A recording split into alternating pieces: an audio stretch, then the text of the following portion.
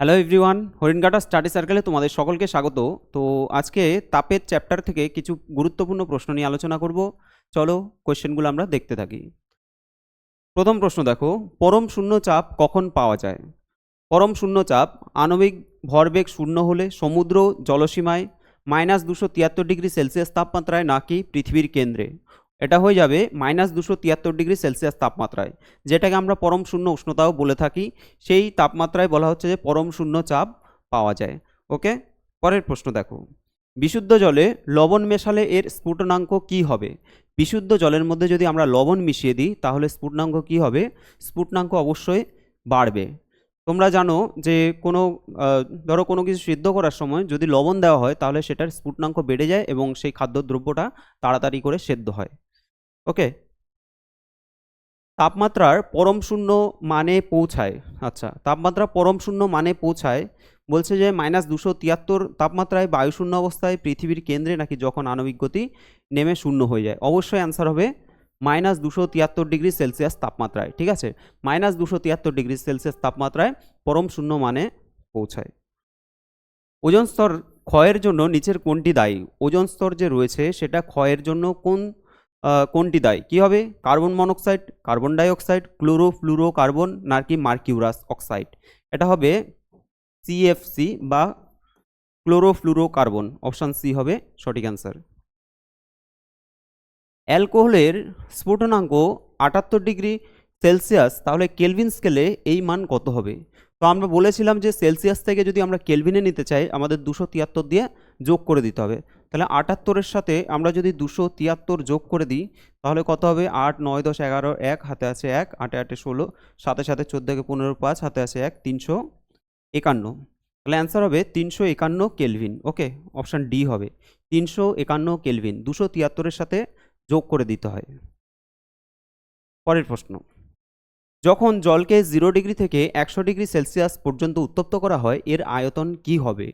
জলের ক্ষেত্রে আমরা ব্যতিক্রান্ত প্রসারণ দেখতে পাই।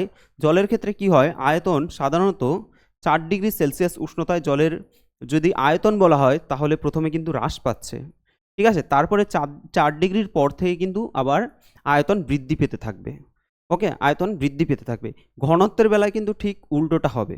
ওকে, অর্থাৎ যখন আমাদের 4 ডিগ্রিতে আসবে তখন ঘনত্ব সব থেকে বেশি হবে, তারপর 4 ডিগ্রি থেকে আস্তে আস্তে আবার ঘনত্ব কমতে থাকবে। তাহলে অ্যান্সার কী হবে? অপশান ডি হবে, প্রথমে হ্রাস পায় এবং পরে বৃদ্ধি পায়। পরের প্রশ্ন দেখো, তাপমাত্রা সেলসিয়াস থেকে কেলভিনে রূপান্তরিত করতে হলে কি করতে হয়? তোমাদের অলরেডি বলেছি, যদি সেলসিয়াস থেকে আমরা কেলভিনে নিতে চাই তাহলে 273 আমাদের যোগ করতে হয়। দেখো, প্রদত্ত তাপমাত্রায় 273 যোগ করতে হয়। পরের প্রশ্ন, মানুষের স্বাভাবিক মানুষের দেহের তাপমাত্রা কত হয়? আমাদের যে দেহের স্বাভাবিক তাপমাত্রা সেটা কত? সেটা হচ্ছে 98.6 ডিগ্রি ফারেনহাইট।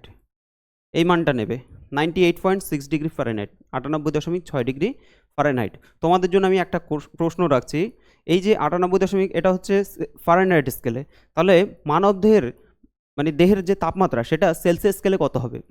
সেটা সেলসিয়াস স্কেলে কত হবে তোমরা একটু কমেন্ট করবে। পরের প্রশ্ন, সেলসিয়াস এবং কেলভিন স্কেলের কেলভিন তাপমাত্রার সম্পর্ক কি? সেলসিয়াস আর হচ্ছে কেলভিন এর তাপমাত্রার সম্পর্ক কি? আচ্ছা, এটা কি হবে? 0 ডিগ্রি সেলসিয়াস মানে হচ্ছে 273 কেলভিন। এটা আমরা প্রত্যেকেই জানি, 0 ডিগ্রি সেলসিয়াস মানে কত? 273 কেলভিন। কোয়েশ্চেন নাম্বার 30, 273 কেলভিনের মান কত?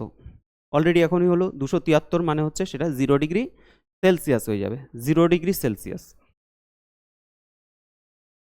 নিচের কোনটি তাপমাত্রার একক নয়? তাপমাত্রার একক কোনটা নয়?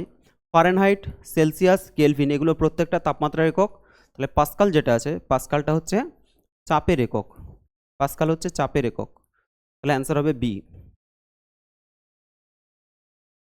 একটি গ্যাসকে একটি আবদ্ধ পাত্রে রেখে পাত্রটিকে একটি দ্রুত গতির ট্রেনে রাখা হলো, তাহলে গ্যাসের উষ্ণতা কি হবে? বলছে একটা গ্যাসকে যদি আমরা আবদ্ধ পাত্রে রাখলাম এবং সেটা একটা দ্রুতগতির ট্রেনের মধ্যে রেখে দিলাম। এবার ট্রেনের মধ্যে যদি রাখা হয় তাহলে গ্যাসটার যে টেম্পারেচার সেটা কি হবে? বাড়বে, কমবে, না স্থির থাকবে, নাকি অপরিবর্তিত থাকবে? দেখো, গ্যাসের যে চাপ সেটা কিসের উপর ডিপেন্ড করে? সেটা হচ্ছে চাপ এবং আয়তনের উপর, মানে উষ্ণতা যেটা সেটা হচ্ছে চাপ এবং আয়তনের উপর নির্ভর করবে। তাহলে চাপ আর মোট কথা গ্যাসের চাপ এবং আয়তন দুটো তো আমাদের ফিক্স থাকছে, যেহেতু বদ্ধ পাত্রের মধ্যে রয়েছে তাহলে চাপ এবং আয়তন ফিক্স থাকছে। যখন ফিক্স থাকছে তখন কিন্তু গ্যাসের উষ্ণতা কিন্তু স্থির থাকবে। গ্যাসের উষ্ণতা কি হবে? স্থির থাকবে। কোন তাপমাত্রায় জল তরল ও কঠিন উভয় অবস্থায় থাকতে পারে?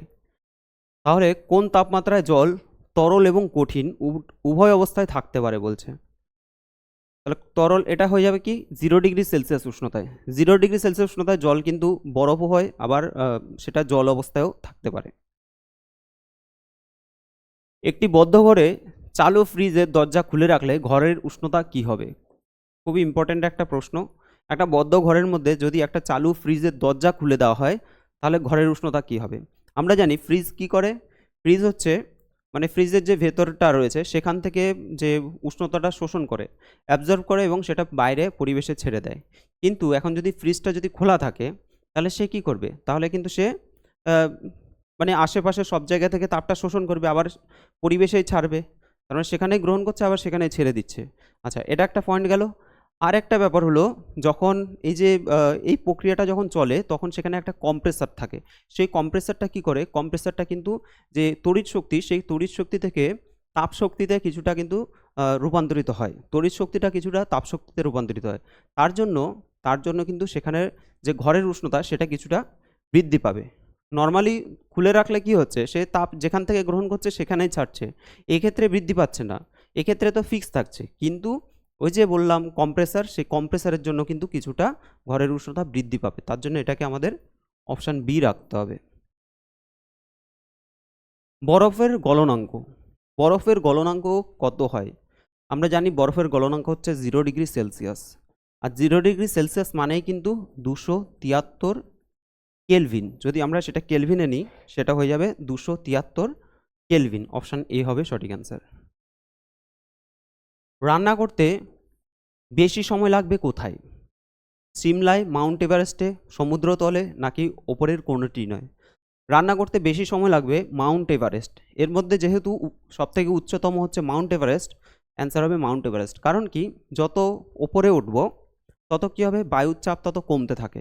বায়ুর চাপ যত কমবে গ্যাসের উষ্ণতাও কিন্তু মানে স্ফুটনাঙ্ক কিন্তু কমতে থাকবে। ঠিক আছে, স্ফুটনাঙ্কটা নির্ভর করে চাপের উপর, অর্থাৎ চাপ যদি বৃদ্ধি পায় স্ফুটনাঙ্ক বাড়ে, চাপ যদি কমে তাহলে স্ফুটনাঙ্ক কমে। তাহলে কি হচ্ছে? যত উপরে উঠবে তত চাপ যেহেতু কমবে স্ফুটনাঙ্ক কিন্তু কমে যাবে। তাহলে সেক্ষেত্রে কি হবে? রান্না করতে বেশি সময় লাগবে। ওকে, তো তোমাদের এই কয়েকটা প্রশ্ন আজকে থাকলো। আমরা পরের ক্লাসে আরও বেশ কিছু প্রশ্ন নিয়ে আসবো।